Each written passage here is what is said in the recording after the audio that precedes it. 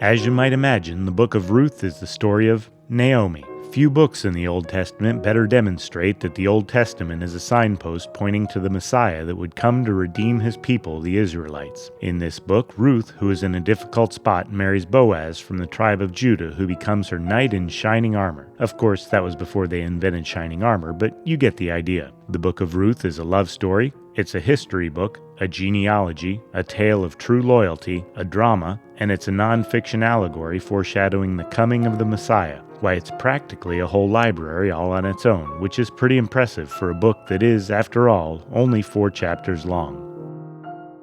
Thanks to a famine in their land, Naomi and her husband Elimelech and their 2 sons leave their home in Bethlehem and move to Moab to find some water to grow some crops to eat some food. Sounds reasonable. Once there, Elimelech dies, leaving Naomi a widow with 2 sons who marry Orpah and Ruth. 10 years later, both sons die. You see, according to Jewish tradition, a woman who is widowed with no sons loses the family property unless a close relative known as a kinsman redeemer marries her and keeps the property in the family. Naomi returns to Bethlehem, and Ruth, who could have easily stayed in Moab and remarried, refuses to leave Naomi's side. Once back in Bethlehem, Ruth begins to collect welfare the Jewish way by working for it in the grain fields. She just happens to start working the field of Boaz, who just happens to notice her and who just happens to be a close relative of Naomi. Boaz tells his workers to let Ruth take more than the normal amount of grain, which she does. Returning to Naomi with so much grain, Ruth tells Naomi how nice Boaz was, and realizing that Boaz just happens to be a kinsman redeemer, Naomi hatches a plan. Ruth throws herself at his feet, literally as per tradition. Boaz ties up a few loose ends, marries Ruth, who just happens to come with a built-in mother-in-law, and redeems the family property. As it turns out, Ruth and Boaz just happen to be the great-grandparents of King David, and it just happens to be from the line of David that the Messiah will come. Could all that really just be coincidence? Sounds like a plan to me.